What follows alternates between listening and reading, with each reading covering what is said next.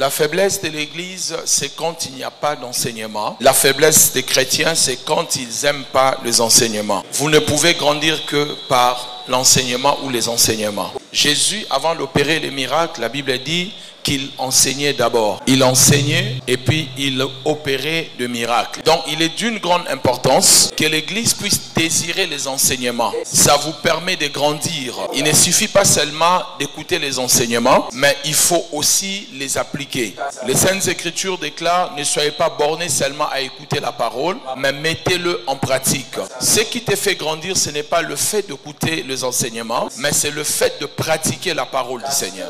Et l'un des moyens de pratiquer la parole, c'est d'écouter d'abord la parole. Pour écouter la parole, il faut être à l'église. Et si vous êtes à l'église, il faut noter les enseignements. Si vous ne notez pas, vous n'allez rien comprendre. Aujourd'hui, j'étais avec les étudiants. Ils m'ont demandé de leur parler pendant quelques minutes. Dans moins de 10 minutes, j'ai changé leur paradigme. Je leur ai dit des choses vraies et directes par rapport à leur famille, à ce qu'ils sont venus faire à l'université. Je dis, des fois, on pose des questions. Je vous vois en train de rigoler, de blaguer, de déranger des profs. Est-ce que vous venez vraiment de grandes familles où vous avez des héritages? La famille vous envoie ici parce qu'elle espère que vous allez réussir et vous aiderez la famille. Mais regardez comment vous vous comportez. Et parmi vous, il y a des gens qui espèrent devenir de grands pasteurs, de grands prophètes, de grandes servantes de Dieu. Mais même pendant le culte, vous n'avez ni bloc-notes, ni stylo. Vous n'écrivez pas. Comment vous allez grandir? Comment vous allez développer votre chrétienté? La preuve en est que tout ce que je vous dis, ça reste peut-être ici. Parce que vous n'avez pas de bloc-notes, vous n'enregistrez pas, vous n'écoutez pas. Mais comment vous allez grandir?